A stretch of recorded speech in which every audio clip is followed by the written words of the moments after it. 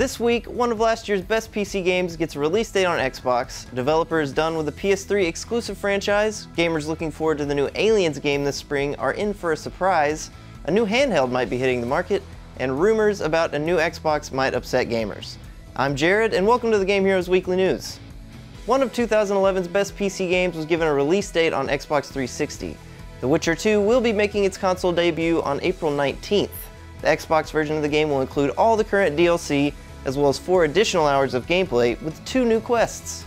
The 360 version of Witcher 2 will also be getting a special Dark Edition.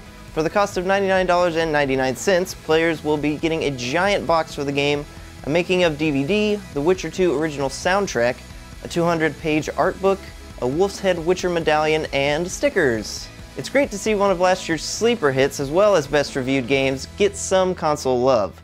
Who knows, maybe if the game sells well enough, consoles will get the original Witcher as well. Do you like the PS3 Resistance games? Hoping for a new title in the future? Well, you might not like this next story. Insomniac, the developer behind the franchise, has confirmed they won't be making any more Resistance games.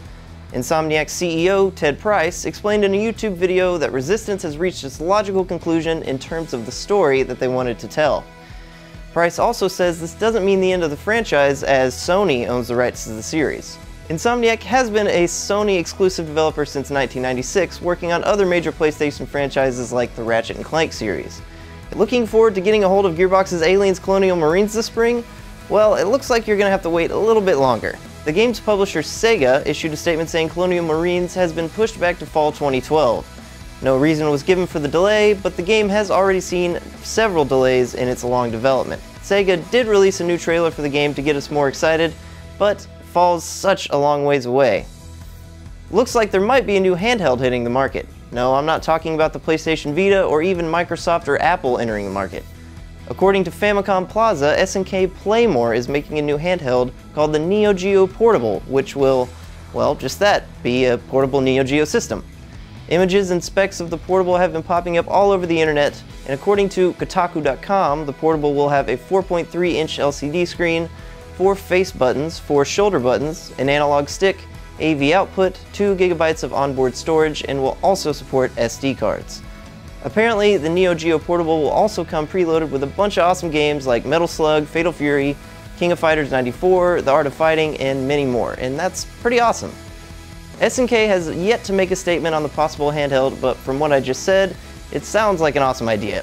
Everyone should want to play arcade classics on the go. I know I do.